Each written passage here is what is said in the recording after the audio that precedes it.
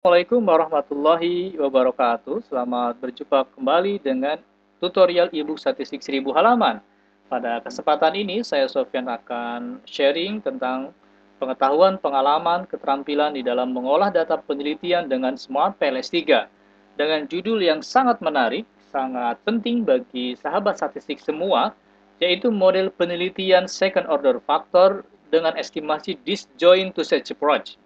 Kami menyadari bahwa hampir sebagian besar penelitian kita di dalam jurnal ataupun di dalam tesis maupun disertasi, variabel penelitian umumnya diukur secara second order factor, yaitu variabel diukur oleh sejumlah dimensi, kemudian dimensi diukur kembali oleh sejumlah item pengukuran yang disebut sebagai model high order factor atau second order factor atau multidimensional factor variabel ya.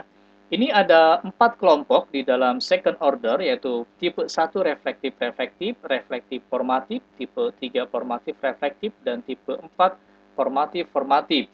Ya, pada tipe pertama reflektif-reflektif, yaitu ketika dimensi, level dimensi pada first order, kausalitas antara dimensi dengan item pengukurannya bersifat reflektif, kemudian dimensi yang mengukur variabel bersifat reflektif, maka disebut tipe pertama adalah reflektif. Ini sumbernya dari Starsted et al. 2019. Tipe yang kedua adalah reflektif formatif, di mana dimensi diukur secara reflektif oleh item pengukuran, kemudian dimensi yang menyusun variabel berpengaruh terhadap variabel diukur secara formatif. Apakah model penelitian kita tipe 1, tipe 2, dan tipe 3 ataupun tipe 4 dikembalikan kembali kepada teori pengukurannya?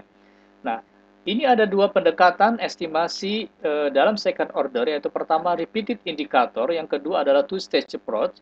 Ya, ini adalah dari jurnal oleh Starsted et al. Dalam Australasian Marketing Journal, How to Specify, Estimate, and Validate High Order Construct in PLSM.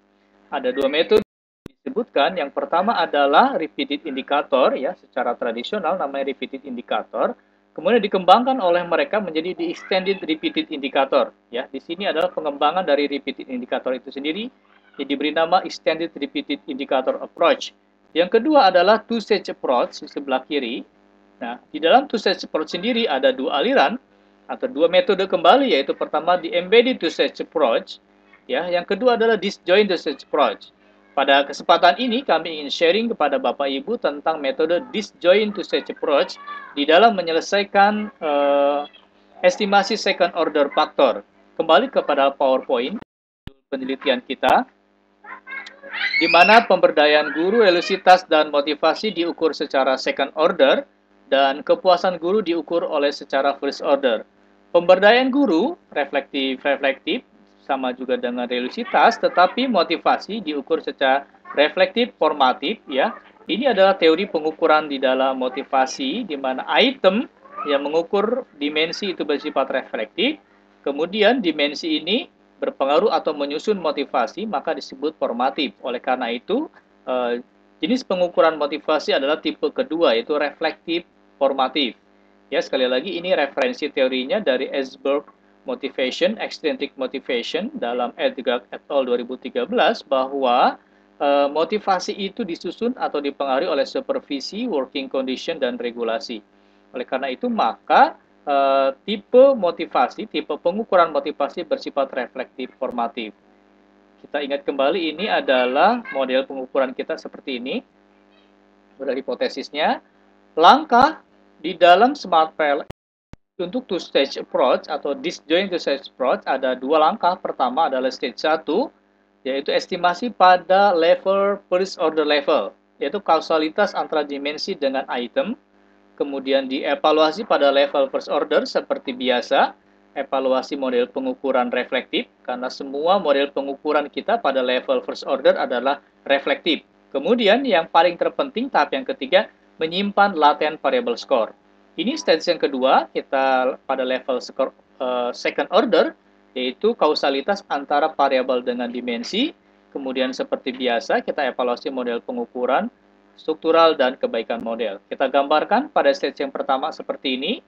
Kemudian kita evaluasi, lalu ciptakan skor laten. Ini stage yang kedua. Skor variabel laten di stage yang pertama digunakan sebagai skor dimensi untuk mengestimasi kausalitas antar variabel. Kemudian ini evaluasinya seperti biasa. Model pengukuran reflektif ada 12. Kemudian model pengukuran formatif ya di dalam video tutorial yang lainnya sudah kami sampaikan ada 7. Kita langsung ke ini adalah stage yang pertama. Ya, kausalitas antara seluruh dimensi disambungkan kepada kepuasan dan motivasi. Demikian juga dengan pemberdayaan kita sambungkan ya ke kepuasan dan motivasi, kemudian kita run. Seperti ini, itu biasa. Kemudian kita evaluasi ya, mulai dari loading vektornya. Kita apakah loading vektor di atas 0,50 atau 0,70, kita mengambil referensinya bergantung penelitian kita ya. Ini semuanya valid ya kalau kita periksa satu persatu ini semuanya sudah valid semua. Kemudian kita periksa juga construct reliability-nya ya, CR dan AV-nya kita periksa sampai memenuhi syarat. Bila tidak, maka kita hilangkan satu persatu item pengukuran, kemudian diskriminan validity. Nah, setelah kita mencapai convergent validity dan discriminant validity, kemudian kita export to Excel. Jangan lupa ini export to Excel, kita klik ya. Kemudian ini outputnya sudah saya ekspor dan buka ya. Ini adalah outputnya seperti ini dari Smart PLS. Kemudian Ctrl F, kita cari laten variable score. Ini maksudnya. Ini yang dimaksud dengan laten variable score pada tahap ini. Nah, menciptakan laten variable score pada stage 1. Ini maksudnya laten variable score-nya ini. Oke. Output ini kemudian kita copy ya, kita copy dan paste di Excel berikutnya, Excel yang file yang lain, kemudian kita paste di sini. Contohnya saya paste di sini, sudah saya paste ya. Karena kepuasan first order, maka diikutkan serta kembali ya item pengukuran di sini untuk proses estimasi tahap kedua ya. File Excel ini kemudian kita simpan seperti biasa, file save as, kita simpan ya. Kita simpan seperti biasa. Kemudian kita tutup file ini dan selanjutnya kita masuk ke stage yang kedua. Nah, ini stage yang kedua sudah saya bukakan, saya buatkan ini stage yang kedua. Seperti ini ya, kita stage yang kedua kita run seperti ini, kita tutup dulu, coba stage yang kedua. Kita buka lagi. Nah, seperti ini kira-kira stage yang kedua. Ya, ini adalah skor dimensi ya. Nah, ini filenya. File latent variable score yang kita tarik kemudian menjadi skor dimensi di sini. Dan jangan lupa bahwa pada tahap second order untuk variabel motivasi diukur secara formatif. Ya, formatif ya. Secara formatif di mana arah panah berasal dari dimensi menuju ke motivasi. Ya, kemudian kita run seperti biasa PLS algoritma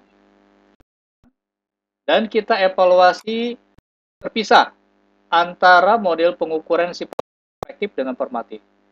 Ini reflektif, loading vector di atas 0,50 atau 0,70, ini juga reflektif kita periksa. Tetapi untuk motivasi, ya kita periksa loading vektornya itu tidak loading vector, tapi diperiksa dari weight, bobotnya harus signifikan. Ya, bobotnya signifikan. Bisa dilihat di video tutorial tentang evaluasi model pengukuran formatif. Selanjutnya, kita periksa juga CR-nya. Kemudian di sini CR-nya. Kemudian kita periksa diskriminan validity-nya seperti biasa.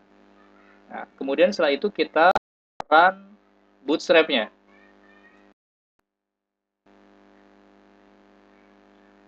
Kita evaluasi signifikansi dari weight. Untuk evaluasi model pengukuran formatifnya, kita buka untuk motivasi. Kita cari dimensi motivasi, yaitu pertama supervisi, signifikan. Kemudian juga regulasi, maksud kami, signifikan. Dan lingkungan kerja signifikan. Artinya bahwa ketiga dimensi yang berpengaruh atau menyusun motivasi signifikan. Ya, setelah itu kemudian kita kembali ke stage ini. Evaluasi model strukturalnya, ya. Kita bisa lihat dari fat koefisiennya, ya. reliabilitas yang tidak signifikan, adapun pengaruh antar variabel yang lainnya signifikan. Bagian terakhir adalah evaluasi kebaikan model ya. Dilihat dari R square, F square, kemudian juga collinearity-nya tadi ada collinearity-nya untuk inner ya. Untuk inner kita periksa dulu untuk variabel yang berpengaruh terhadap kepuasan ini diperiksa collinearity-nya ya. Kemudian evaluasi kebaikan model ya, SRMR-nya ya, estimated-nya SMR-nya cukup rendah 0,072 di bawah 0,08 menunjukkan bahwa model cocok dengan data ya. Baik, Bapak Ibu, demikian yang bisa kami sampaikan tentang evaluasi disjoint to stage approach. Bisa kami simpulkan tahap pertama adalah seperti ini dengan cara menghubungkan seluruh dimensi sesuai dengan hipotesis. Kemudian evaluasi model pengukuran pada first order tahap dimensi, kausalitas dimensi dengan item pengukuran, yaitu evaluasi convergent validity dan discriminant validity, kemudian ciptakan skor variabel laten yang tadi. Kemudian skor variabel latennya kita copy paste ke file Excel yang lain dan ditarik di dalam model yang kedua seperti ini. Ya, kemudian evaluasi seperti biasa, evaluasi model pengukuran referensi dan formatif. Bapak Ibu semua, tentang contoh disjoint two stage approach sudah kami masukkan di dalam e-book kami, e-book Smart PLS 3, dan Bapak Ibu bisa memperoleh semua e-book ini dengan harga yang amat sangat terjangkau, dapat menghubungi nomor handphone kami. Terima kasih atas perhatiannya tentang disjoint two stage. Referensinya berasal dari Start at 2019 dan kami mengucapkan atas perhatiannya salam sehat, salam Indonesia. Assalamualaikum warahmatullahi wabarakatuh.